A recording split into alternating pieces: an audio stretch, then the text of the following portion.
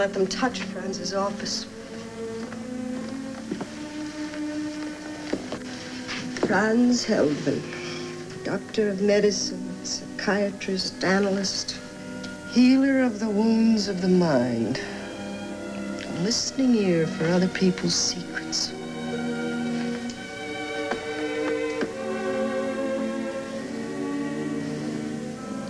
If I hadn't packed the liquor, I'd fix us all a drink, especially me.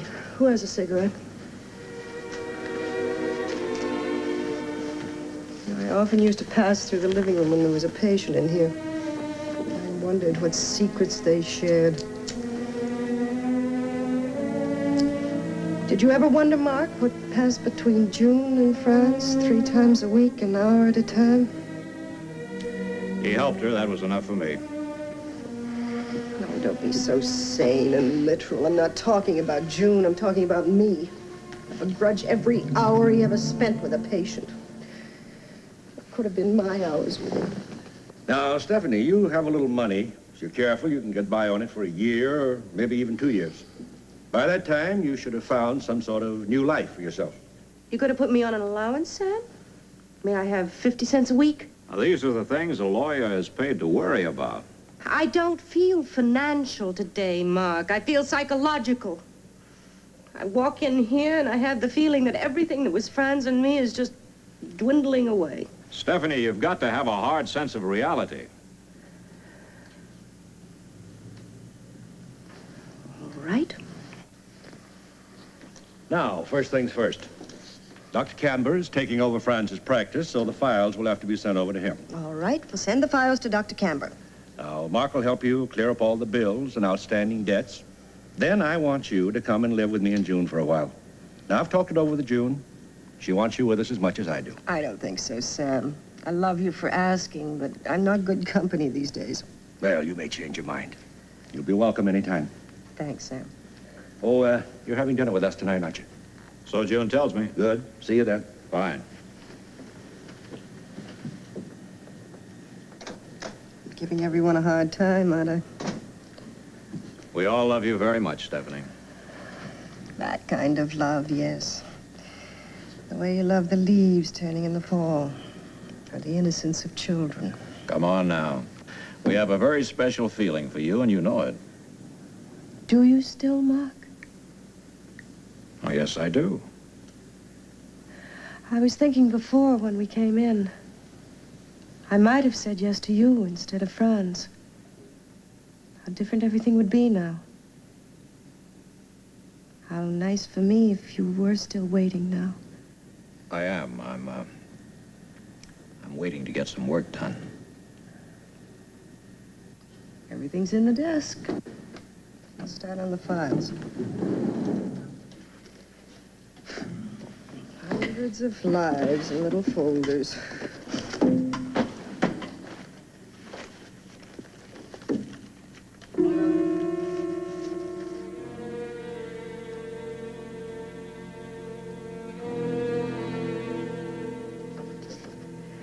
Mark, this is no day for me to try to concentrate. Do me a favor. Let me say goodbye to this house alone.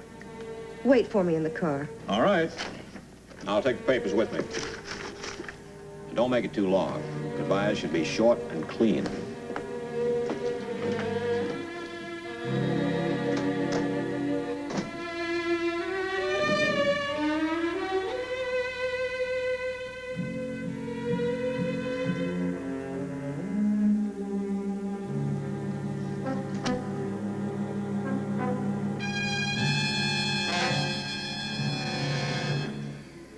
It was 10 days after the Korean War started. Joe had to go back to the base. They were alerted. And then I found out about the baby. And I had to go back to that dingy room in that dingy hotel. I didn't know how to tell him. How do you tell someone? I didn't want that kind of marriage. Finally, I made up my mind to call him. I said, Joe, we're going to have a baby. He didn't say anything. Finally, he said, I'll find a way to get to you, and we'll get married. I wanted him to say he loved me, but he didn't. He just hung up. He got a pass, and he hitched a ride on an army plane. It crashed. He never came to me. What happened to the baby? She was born. I gave her away. I signed the papers, agreeing never to see her again. I hated that baby. And I even hated Joe for dying when I needed him. Now I'm in love with Mark. But I'm not a full woman anymore. When he touches me, I want to run and hide. And sometimes at night, I think, what will he do when he finds out that I don't want any children? I ought to tell him that. I can't. I won't ever tell him that.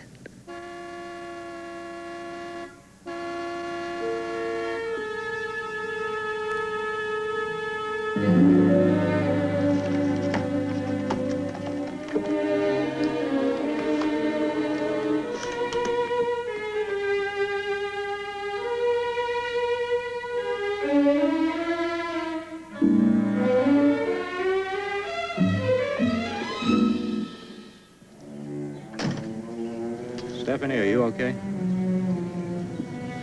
Mark, Sam was right. I shouldn't be alone. I'm going to take him up on his invitation. Good. I'm sure things will work out a lot better this way.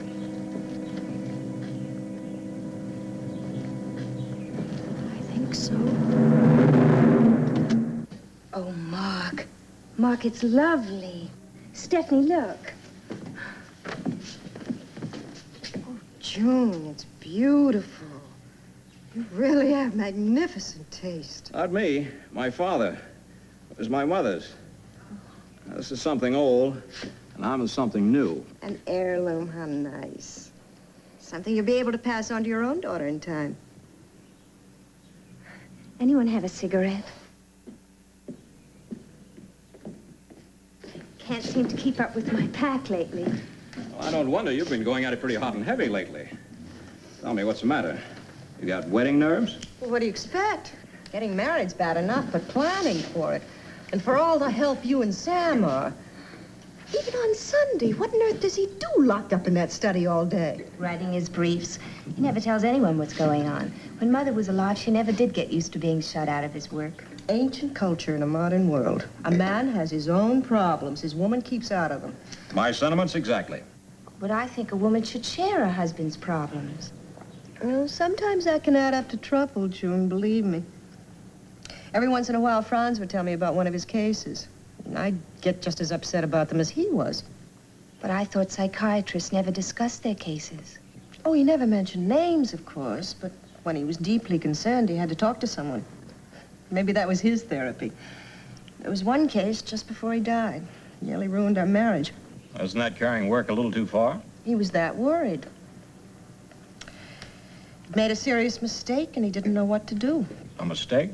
There was a girl he was treating. The day before her wedding, her fiancé was killed. She had a child by the man. She couldn't get over the shock. She couldn't tell her parents, anyone. She came to Franz finally in a terrible state. She was full of hatred for men. She couldn't stand it if a man so much as touched her. But little by little, Franz began to help her. So much so that she met another man and fell in love. They wanted to marry, and Franz approved. That was his mistake. Because the minute the marriage became something real to her, she began to slip backwards. Then Franz saw something that he'd missed in the first place. His original diagnosis was wrong. He thought the girl was simply neurotic.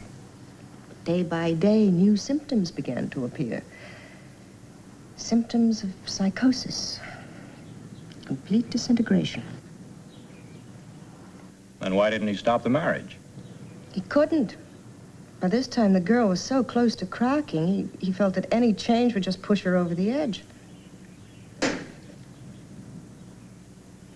Couldn't we talk about something a little less grim? Oh, Oh, well, I didn't mean to upset you. I'm not upset. Connie, I want to hear about these things. After all, we're going to have kids of our own someday. I don't want them to grow up and be neurotics. What do you mean by that remark? Well, just what I said. I want to learn. What do you think I meant? Nothing. Joe.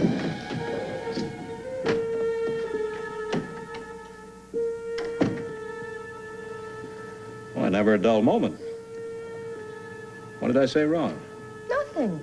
She's just on edge. Nothing a kiss won't cure.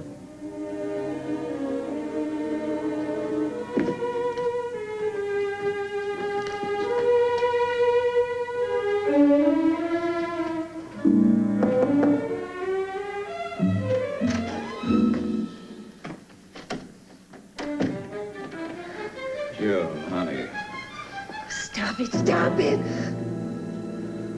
I just wanted to say I'm sorry if I said anything to upset you.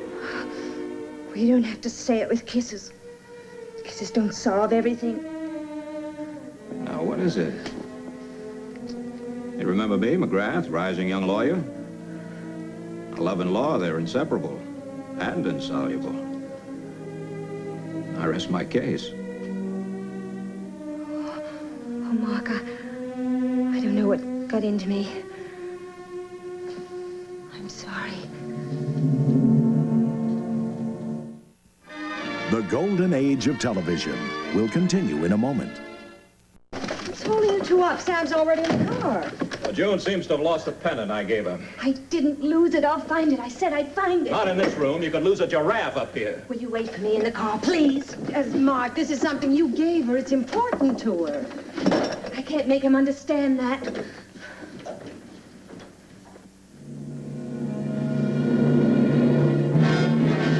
Here it is. I found it. Where? In the wastebasket. In the wastebasket. Brother, how casual can you get? I was positive I put it in the drawer. Sure, just walk to the wastebasket by itself. We'll be right down.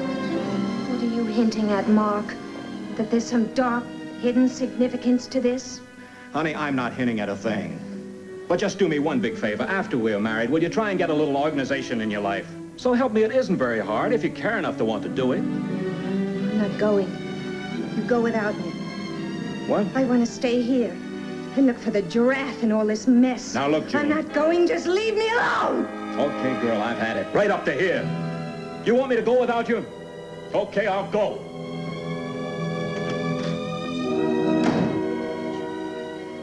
Take a minute to calm down. I'll go downstairs and cool them off, and then I'll be right back. Now take this time to relax. I'm sorry, Sam. You'll have to go on without us. Mark, I need you there. Now, whatever's wrong with you and June, I'm not interfering. You're a big boy. But I need you there tonight. Sam, go on. We'll work this out here, and one way or another, Mark will be there. Now, please go ahead.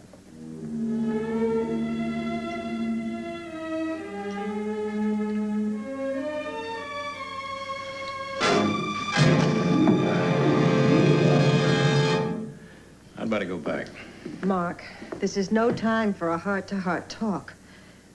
I love you. I don't want to see you destroy something that's important to you. Let me talk to her. If she wants to come now, I can make it possible for her, okay? Stephanie, you're such a decent gal. If I weren't going to marry June, I swear I'd ask you to marry me so fast. That's enough for me. Now go wait in the living room.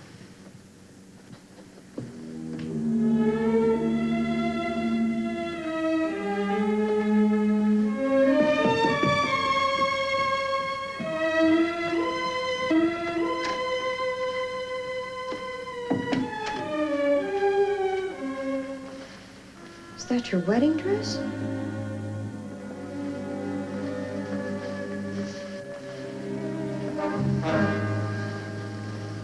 I'm not a psychiatrist, June, but I know what I see. No woman does something like this if she really wants to be married. You've got to tell him, June. You'll destroy yourself and you'll destroy Mark. If you have any feeling for him at all, you won't let him put his head into a trap like this. tell him. It's the very least you can do. You better go. It's getting late.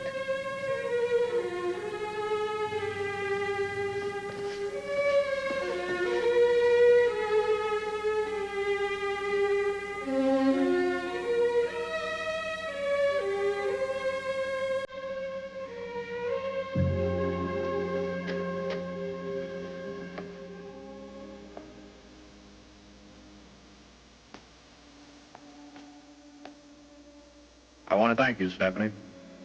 I don't think I could have gotten through this night without you. If you're ever off a tree, call on me. I'm not just being polite. I know. The last couple of hours have been the first peaceful ones in a week. Go home and get some sleep. I'll see you tomorrow. I'd like to have a nightcap with you. Look, Mark, you're confused and you're angry.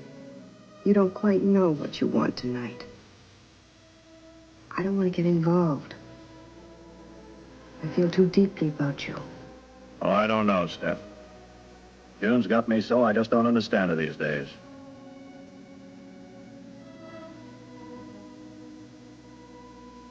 Good night, Mark. Good night, Steph.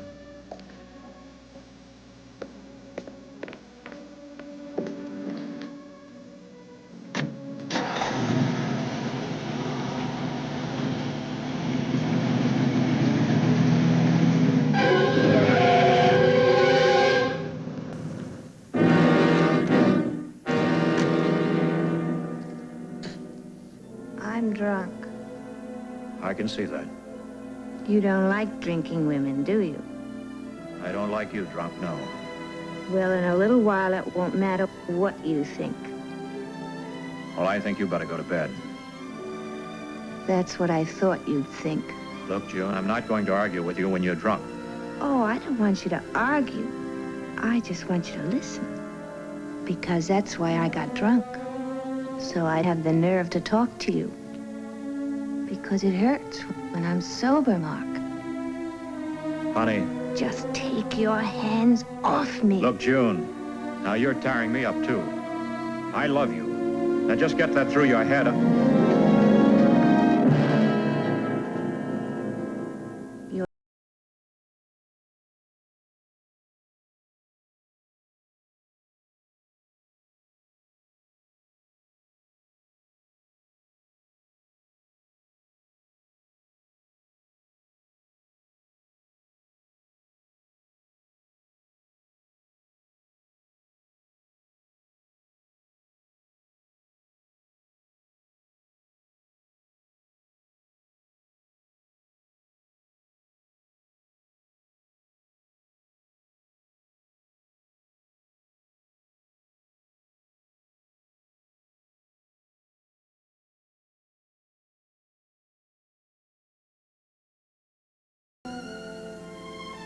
It was my baby.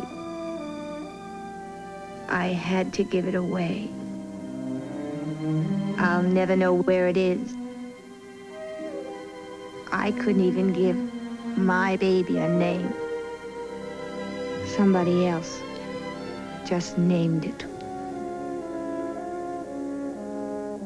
Baby's gone. Joe's gone.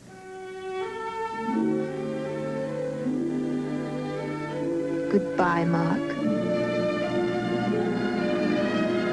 Is that what you're afraid I'd find out? That you went through hell and had to go through it alone? Is that it? Don't you understand there are two of us now?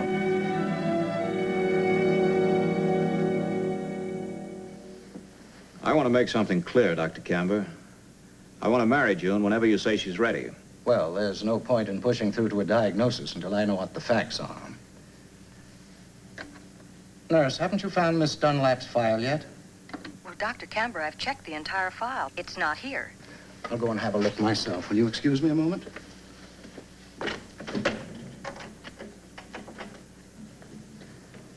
Mark, of course it isn't there.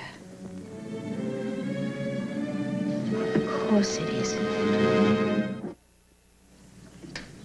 Oh, where have you two been? I had a very strange experience. I felt I needed some more help. So I went to see Dr. Camber. But unfortunately, he couldn't give me that help because my file was missing. But I found it again. In your room. I see. I'll leave as soon as possible. Not yet, Stephanie. May 23rd, the day before Franz died. I know what it says, June. Miss Dunlap has finally broken through to the core of her problem. My judgment was quite right. While the marriage may create some small tension, her love for Mr. McGrath has begun to dissolve her tensions. It is gratifying to see her opening up and finding joy again. It's quite clear and explicit, isn't it, Stephanie? There's no chance of confusion, is there?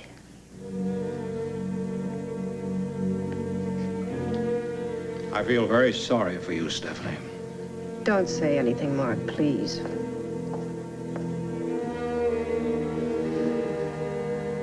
It's quite simple. I lose. You two have each other, and I have nothing. But I lose nothing, because I had nothing when I started. A husband dead. Loneliness. That's all I was risking.